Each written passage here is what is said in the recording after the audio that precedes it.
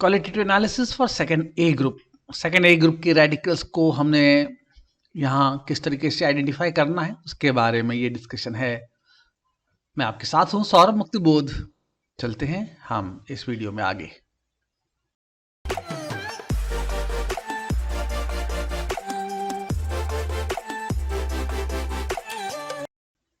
इसके पहले हमने फर्स्ट ग्रुप के रेडिकल्स को पढ़ा था और अब हम सेकेंड ग्रुप पे जा रहे हैं फर्स्ट ग्रुप के फिल्ट्रेट से।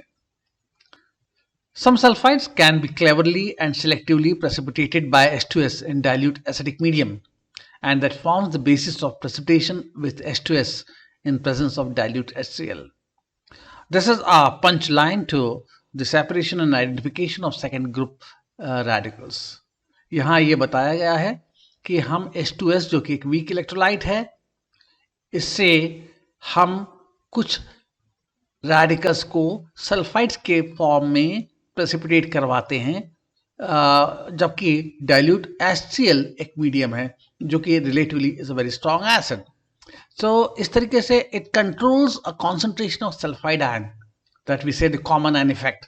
तो कॉमन आयन इफेक्ट की वजह से सल्फाइड आयन के कॉन्सेंट्रेशन को रेगुलेट करने में, उसके कॉन्सेंट्रेट को उतना ही उत्पन्न करने में जितना ये जो रेडिकल सेकेंड ग्रुप के हैं उसमें मदद मिलती है। So this is a key to the problem of second group radicals.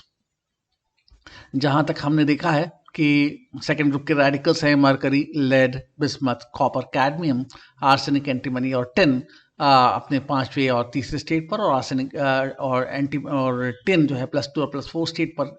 +4 is more covalent, of course we understand. तो ये रेडिकल्स की अलग अलग रेंज है और इन रेडिकल्स में जो हमने इनको ग्रुप में बांटा है, तो सेकंड को भी हमने दो भागों में बांटा है। पहले भाग में हमने ए ग्रुप रखा है और दूसरे भाग में बी ग्रुप रखा है। तो ग्रुप जो रिएजेंट है उसका, जैसे मैंने अभी आपसे बताया कि HCl की उपस्थिति में H2S weak electrolyte है, HCl एक strong electrolyte है. It produces H+ ions in a large quantity and suppresses the concentration of sulfide just enough to cause the precipitation of second group radicals. So what are the group A radicals? They are mercury 2+, lead 2+, bismuth 3+, copper 2+, cadmium 2+. Second A के radicals हैं. Second B के है arsenic +3+5, antimony +3+5 and tin +2+4.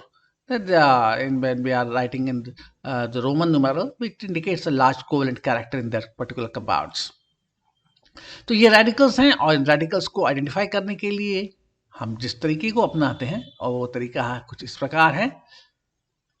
सबसे पहले हम filtrate लेते हैं first group का।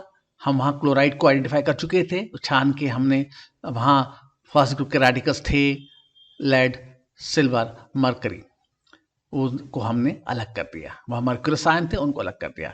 यहाँ पर भी लेड आयन है। लेड आयन को 2 बार क्यों रखा गया है? बिकॉज उसकी एक डेफिनेट सॉल्युबिलिटी है।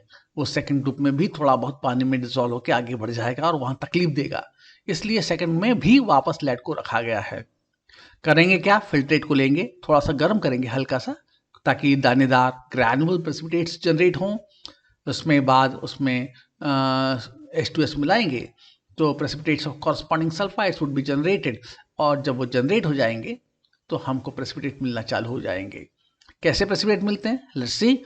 For group A, mercury black, lead also black, bismuth is also blackish, somewhat brownish, copper is also blackish brownish, and cadmium is yellow in color, we understand. As far as the group B radicals are concerned, arsenic in all the states gives beautiful yellow precipitate.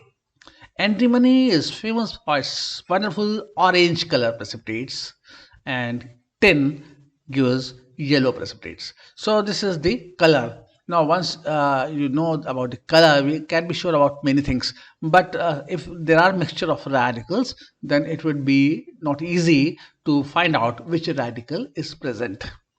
If there are black precipitates which may overlap with yellow precipitates, and resultant would not give any idea. So we'll have to selectively one by one identify the radicals, but the color gives some clue. Now as we move on to the separation of second A and second B, the only reagent that does it is yellow ammonium sulfide. Now that is the reagent, yellow ammonium